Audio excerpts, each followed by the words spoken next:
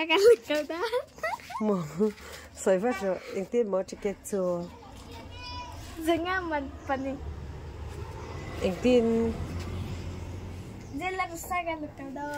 khôi à sai mình ta anh em mò yên cha cái mẹ cái chỗ cái cal đòn là à nghe exam mò chỉ kết cái book đòn dừng á ai chỉ kết exam mò cái book đòn phần pani tu niên nang mà niên mò cần khai đòn mẹ cần về cái trang in hai book xia ra mi bula ông ôi giờ là rồi sang ngay sang em phụ chiang lâu mời phụ chiang lâu mời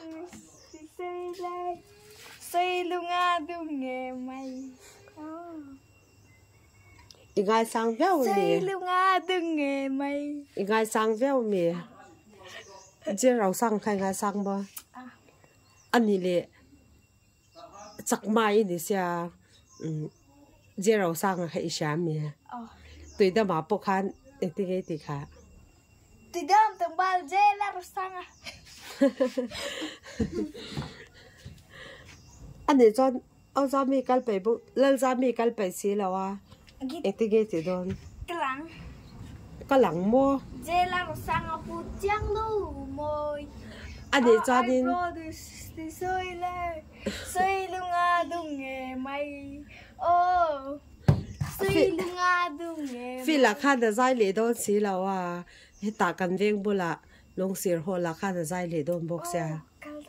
cái đón thảo mua tô niên cái bể mì cái bể là cái bể là anh tiếng là đủ cái là mà ta anh nghe tiếng đó đi lì à lâu dài đón sẽ chia bà bộ ăn lôm em hả mel sai liam đơn em ô hết tu đi ôi ô vào là sao anh đi lì lần ra mi cái lâu sẽ anh tin nghe ít cái lăng giờ rồi sang à chú